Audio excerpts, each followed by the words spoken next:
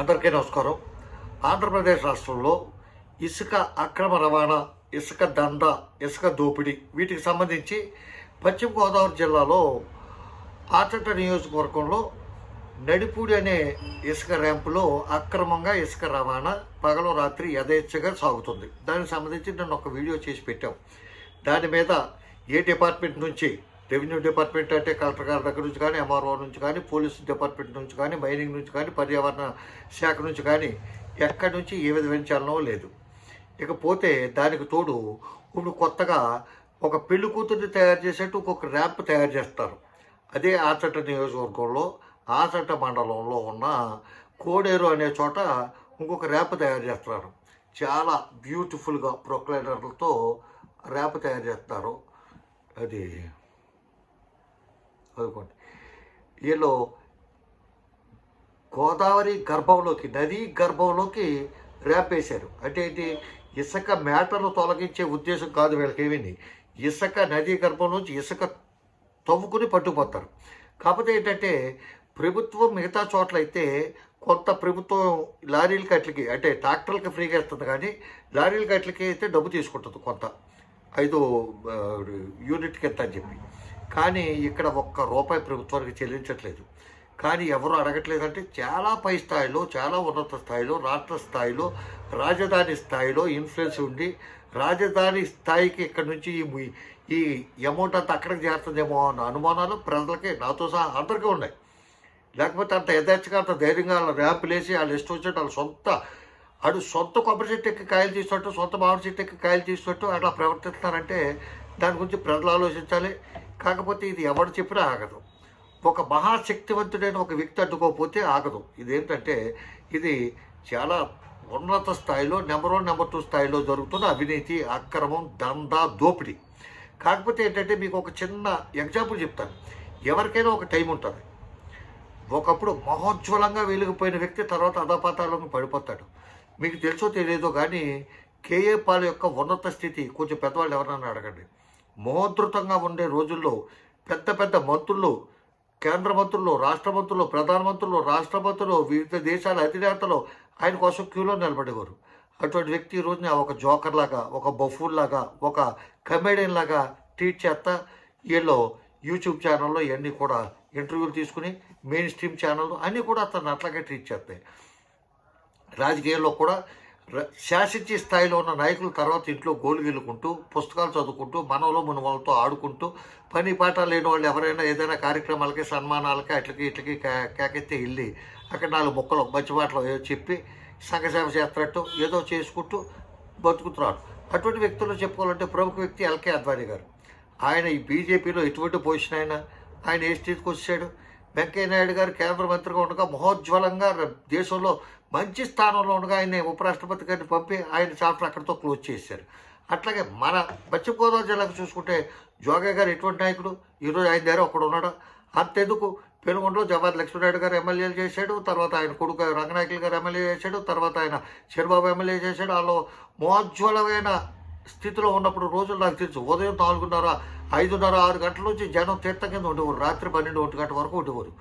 ఆఖరి దశలో చంద్రబాబు గారి దగ్గర అతని పనివాళ్ళు తప్ప ఎవ్వడూ లేని పరిస్థితి వచ్చింది. అది ఏంటంటే ఒక టైం అది కాఫీ హోటలు కూడా అలాగే ఉంటాయి, భోజనం హోటలు కూడా అలాగే ఉంటాయి, చాలా ఉంటాయి. అంతేందుకు దేవుడి పరిస్థితి కూడా అంతే. ఒకప్పుడు షిరిడి అంటే విపరీతంగా వెళ్ళిపోయేవారు, తర్వాత కాశీ అంటే విపరీతంగా వెళ్ళిపోయేవారు. ఇప్పుడు మళ్ళీ ఇదేమొచ్చింది, అరుణాచలం, ఆ గిరి ప్రదక్షిణ. ఇప్పుడు లేటెస్ట్ ట్రెండ్ ఏంటయ్యా అంటే అన్నిట్లోని గిరి ప్రదక్షిణ. ఆ గిరి ప్రదక్షిణ, అరుణాచలం గిరి ప్రదక్షిణ ఎప్పుడు పెట్టారో మొత్తం అందరూ కూడా అదే గిరి ప్రదక్షిణ మొదలెట్టేశారు. అన్నవరం గిరి ప్రదక్షిణ, కనదుర్గ గిరి ప్రదక్షిణ, అట్లాగా. ఇదంతా ఈ ఉపోద్ఘాతం అంతా ఎందుకు చెప్తానంటే ఇప్పుడు పవన్ కళ్యాణ్ గారు హవా నలుపుతుంది. ఆయన ఏది చెప్తే అది జరుగుతుంది ప్రభుత్వంలో. ఆయనే కానీ ఆయనకి తిక్కుందే, అది ఇది ఉంది అంటాడు. కాబట్టి ఆయనకే కానీ తిక్కలేసి కానీ ప్రభుత్వాన్ని పడగొట్టాలని అనుకుంటే 100 పైచీలకు తెలుగుదేశం ఎమ్మెల్యేలు ఈయన కూడా వచ్చేస్తారు ఇప్పుడు. కాబట్టి ఆయన గీసిన గీత దాటలేడు, దాటకూడదు కూడా చంద్రబాబు నాయుడు గారు. అటువంటి వ్యక్తి చెప్తేనే కానీ ఈ ఇసుక దందా ఆగదు. దానివల్ల 2 నష్టాలు ఏంటంటే, ఆ ఇసుక క్వాలిటీ బాగోలేదు, దానివల్ల కట్టిన కట్టడాలు కూలిపోతాయని ఒకటి. ప్రభుత్వానికి ఏ విధంగా ₹1 రాకుండా పక్క నియోజకవర్గంలో ఉన్న కొంతమంది బలమైన వ్యక్తులతోటి ఈ నియోజకవర్గంలో ఉన్న అధికార పార్టీకి సంబంధించిన బలమైన వ్యక్తులు కొమ్మక్కై వీళ్ళిద్దరూ కలిపి దోసేసి పనిచేసుకుంటుంటే నియోజకవర్గ ప్రజలంతా బిక్కుబిక్కుమంటూ చూడవలసిన పరిస్థితి ఏర్పడింది. వాళ్ళ ట్రాక్టర్లో వాళ్ళ లారీలో వచ్చి ఏటుగట్లు తుక్కుకెళ్ళిపోతుంటే, ఈటుగట్లు కుంగిపోతుంటే ఏమీ చేయలేని నిస్సాయ స్థితిలో ఉన్నాం. ఇటువంటి పరిస్థితిలో రెండో ఒక ర్యాపు అక్రమ సంపాదనకి రెండవ అవినీతి ర్యాపు తయారు చేశారు. కాబట్టి చెప్పొచ్చేది ఏంటంటే ఆ ర్యాంప్ని కూలగొట్టమని చెప్పి అందరినీ కోరుకుంటూ, దీనికి నిద్రపోతున్న ఈ జన సైనికులు నిద్రపోతూ ప్రశ్నించవలసిన స్థానంలో ఉన్న వాళ్ళని ఈ జన సైనికులు కూటమిలో భాగస్వాములు అయి ఉండి వీళ్ళు ఎందుకు ప్రశ్నించట్లేదు అనేది ఒక సమస్య. నిజంగా వీళ్ళ కూడా ఏమైనా భాగస్వామ్యం ఉందా అనేది, లేకపోతే ప్రశ్నించండి. మీ రాష్ట్ర నాయకులకి జిల్లా నాయకుల దగ్గరికి వెళ్ళండి, మీ రాష్ట్ర నాయకుల దగ్గరికి వెళ్ళండి, పవన్ కళ్యాణ్ గారి దృష్టిలో పెట్టండి. ఈ ర్యాంపులు ఏంటంటే ఎట్లా దోషేస్తున్నారో, దీనికి ప్రభుత్వ అనుమతులు లేవు, పర్యావరణ అనుమతులు లేవు, ఏ విధమైన ఏ డిపార్ట్మెంట్ అనుమతి లేదు. ఎంఆర్ఓలే చెప్తారు కదా. నేను ఇందాక ఆర్చంట్ ఎంఆర్ఓ గారికి తహసీల్దార్ గారికి ఫోన్ చేశాను. ఆయన చాలా క్లియర్గా చెప్పాడు, ఆయన సంబంధం లేదంటే ఇది పర్యావరణ వాళ్ళని అడగండి అని చెప్పి, మైనింగ్ డిపార్ట్మెంట్ అడగండి అని చెప్పి మైనింగ్ వాళ్ళకి చేసాం. దానికి కన్సర్న్ వ్యక్తులు కొంతమంది దొరికారు, వాళ్ళు ఏదో చెప్తున్నారు, అదే మనకి అర్థం కాని భాషలో ఉంది. కాబట్టి ఏంటంటే ప్రజలందరూ కూడా కొంచెం సమయార్థం అయితే వీళ్ళు ఎదిరించడానికి డైరెక్ట్గా ప్రత్యక్ష ఉద్యమం చేయవలసిన పరిస్థితి రావచ్చు. లేకపోతే వీళ్ళ లొంగరు. అది చెయ్యాలి అంటే ప్రజలు ఐకమత్యంగా కొంచెం సహకరిస్తారంటే అందరూ కలిపి దీని మీద పోరాడదాం. కోడేరు ర్యాంపు తయారు చేశారు, రేపు ఎల్లుండి అక్కడి నుంచి కూడా తవ్వకాలు ప్రారంభమవుతాయి. ఆ కోడేరు పరిసర ప్రాంత ప్రజలంతా కలిపి అడ్డుకోండి. మీకు సహాయ సహకారాలుగా కాన్స్టిట్యున్సీలో ఉన్న నాలాంటి వాళ్ళు కొంతమంది వచ్చి మీకు నిలబడతాం, మీకు సపోర్ట్ చేస్తాం. చేస్తేనే రాష్ట్ర స్థాయిలో చెల్లం వస్తుంది. అడ్డుకుంటే ఏమవుతుందో చూద్దాం. లారీలు అడ్డుకుందాం, ట్రాక్టర్లు వదిలేద్దాం. ట్రాక్టర్ వాళ్ళు అయితే ఎంఆర్ఓ సర్టిఫికేట్ ఇస్తే వచ్చి పట్టుకెళ్తారు కాబట్టి తీసుకుని దానికి ఇబ్బంది ఏమీ లేదు. లారీలు అవన్నీ వస్తాం వల్ల దానికి ఎంత డబ్బు దొబ్బుతున్నారు ఏంటనేది అన్నీ కూడా ఎంక్వైరీ చేసి ప్రభుత్వానికి అయినా డబ్బు చేరాలి. అంతే తప్ప వీళ్ళు తినేస్తా అంటే, బయట ఉన్న బ్రోకర్లు తినేస్తా అంటే, బయట ఉన్న ఈ దళారీలు తినేస్తానంటే, బయట ఉన్న ఈ దగులుబాజీ వ్యక్తులు తినేస్తానంటే ఎట్లా కుదురుతుంది? ప్రభుత్వం ఒక రేటు పెడితే దానికి ఓకే, ఎక్కడ తవ్వుకుని ఏం తవ్వుకుని. ఎందుకంటే ఆ రోడ్లు పోయినా దానివల్ల పర్యవసానాలు ఏమొచ్చినా ప్రభుత్వం దాన్ని చక్కదిద్దగలదు. ఈ ప్రైవేట్ వ్యక్తులు అందరి కాడికి దోచుకుంటారు, తర్వాత మూటాముళ్ళు సర్దుకుని పోతారు. వాళ్ళకి సంబంధం ఏముంటుంది? కాబట్టి దీనికి ప్రజలంతా కూడా తిరగబడితేనే కానీ ఫలితం ఉండదు. కాబట్టి ఇది పవన్ కళ్యాణ్ గారికి చేరాలి అంటే అవసరమైతే రాజధాని వెళ్ళి ఆ జనసేన పార్టీ ఆఫీస్కి వెళ్ళి, లేకపోతే ఆయన యొక్క ఆఫీస్కి వెళ్ళి ఆయనకి విషయం అంతా చెప్పి చెయ్యండి.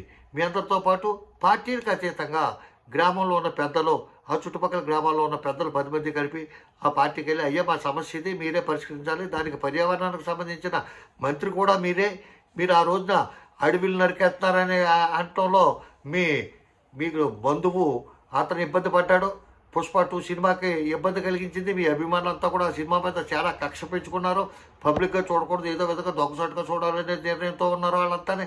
అటువంటి పరిస్థితిలో పర్యావరణాన్ని ఇలాగా దోచేసుకుంటుంటే, నదీ గర్భంలోంచి ఇసుక తోడేసుకుంటుంటే ప్రజలకి ఆ ప్రకృతికి చాలా ప్రమాదకరమైన పరిస్థితి ఏర్పడుతుంది. కాబట్టి పవన్ కళ్యాణ్ గారు తలుచుకుని దీన్ని ఆపాలి. ఆపి వరకు కూడా ప్రజలంతా పోరాడాలి. వాళ్ళందరికీ ఆ చుట్టుపక్కల ఆ ర్యాంపులో ఉన్న ప్రాంత ప్రజలందరికీ కూడా ఆచటగా నియోజకవర్గ ప్రజలంతా కూడా బాసటగా నిలవాలి. అందరూ కలిపి ఉద్యమింతే ఏళ్ళంత అంటే కోన్కిసుక గొట్టగాళ్ళు వీళ్ళ తలలో జేజములైనా దిగొస్తారు. కాబట్టి ఈ ఉద్యమం ఎదరికి తీసుకెళ్దాం. ఆ ర్యాంపులు ఎట్టి పరిస్థితుల్లో తీసే వరకు ప్రతిరోజు నేను వీడియోలు చేసి పెడతానే ఉంటాను. వాళ్ళు ఇసుక తవ్వుతో ప్రారంభించి అట్లు కూడా వీడియోలు చేస్తాను, పెడతాను. ఎప్పుడు వరకు అంటే అప్పుడు వరకు పెడతాను. దయచేసి ఈ వీడియో ఆ జనసేనలో ఉన్న నాయకులకు చేరితే, ఆయన పవన్ కళ్యాణ్ గారికి చెప్తే, పవన్ కళ్యాణ్ గారు ఒక్క ఆయనే ఈ అక్రమ మైనింగ్ జరుగుతున్న ర్యాంపులు ఆపగలడు. ఎందుకంటే ఒక పక్కన చంద్రబాబు నాయుడు గారేమో వీళ్ళందరికీ ఉరిశిక్ష చేసేస్తాను, లేకపోతే ఆ చట్టాలు పెట్టేస్తాను, ఈ చట్టాలు పెట్టేస్తాను, రౌడీ షీట్లు ఓపెన్ చేసేస్తాను, తాడాలు పెట్టేస్తాను, మీసాలు పెట్టేస్తాను అని చెప్పి అంటాడు ఆయన. కానీ ప్రాక్టికల్గా జరుగుతున్నది ఏంటయ్యా అంటే అక్రమ మైనింగ్ ఎక్కువ జరిగిపోతుంది. కాబట్టి దీని అంతటికీ కూడా మన బాధ్యతగా మనం కూడా కృషి చేద్దామని చెప్పి మీ అందరికీ తెలియజేస్తూ, దీనికి ఈ ఫోటోలు పంపి ఇవన్నీ సహకరిస్తున్న అజ్ఞాత మిత్రులందరికీ కూడా నా హృదయపూర్వక కృతజ్ఞతలు తెలియజేసుకుంటూ, మీ పేర్లు కానీ మీ యొక్క వివరాలు కానీ ఎప్పుడూ బయట పెట్టాలని మరొకసారి తెలియజేస్తూ, ఆ మైనింగ్కి సంబంధించి ఏ విధమైన లారీలు వస్తున్నా ఆ లారీ నెంబర్తో పడేలాగా మీరు కొంచెం ఫోటోలు చేసి నాకు పెడితే, వీడియోలు కానీ పెడితే అవి కూడా నేను మళ్ళీ పబ్లిష్ చేస్తా అని చెప్పి తెలియజేస్తూ సెలవు తీసుకుంటున్నాను. రామాంధ్రరావు, జై హింద్.